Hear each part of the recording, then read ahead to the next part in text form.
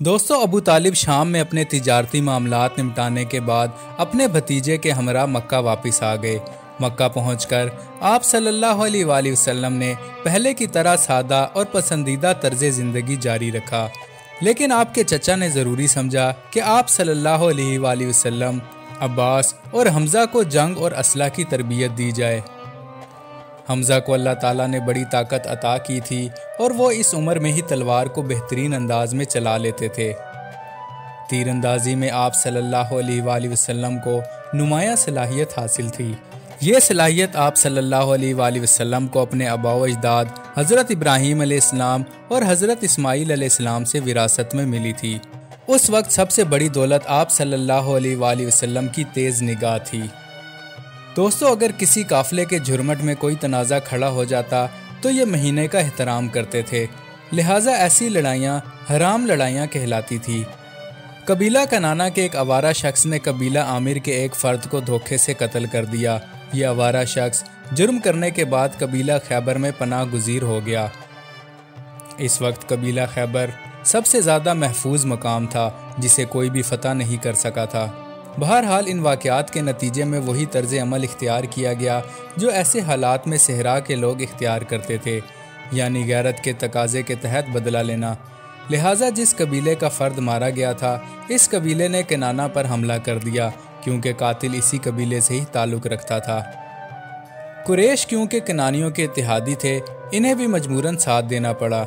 ये जंग 3 साल तक जारी रही, जिसमें असल लड़ाई सिर्फ 5 दिन तक हुई। इस ज़माने में बनु हाशिम के सरदार ज़ुबैर थे, जो अबू तालिब की तरह आप सल्लल्लाहु अलैहि वसल्लम के वालिद के सगे भाई थे। ज़ुबैर और अबू तालिब अपने भतीजे को साथ लेकर तनाज़ा की एक लड़ाई में शरीक हुए, लेकिन इन्हें एहसास था कि आप सल्लल्लाहु अलैहि वसल्लम की उम्र लड़ाई के लिए बहुत कम है। फिर भी आप सल्लल्लाहु अलैहि वसल्लम से इस अंदाज में मदद ली गई कि दुश्मन की तरफ से जो तीर निशाना ख़ता करके ज़मीन पर गिरते थे, आप सल्लल्लाहु अलैहि वसल्लम इन्हें जमा करके अपने चचाओं को दे देते थे ताकि इन्हें दोबारा इस्तेमाल किया जा सके।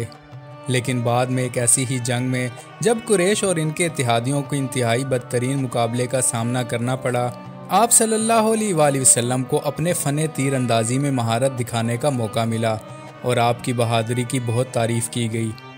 अरबों को अपनी जंगी तौर तरीक़ों पर दोबारा गौर करने पर मजबूर होना पड़ा। कुरैश के बहुत से लोग मुल्क शाम का सफ़र कर चुके थे और वो देख चुके थे कि वहाँ सल्तनत रूम के तहत अदलो इंसाफ अरब से बेहतर था।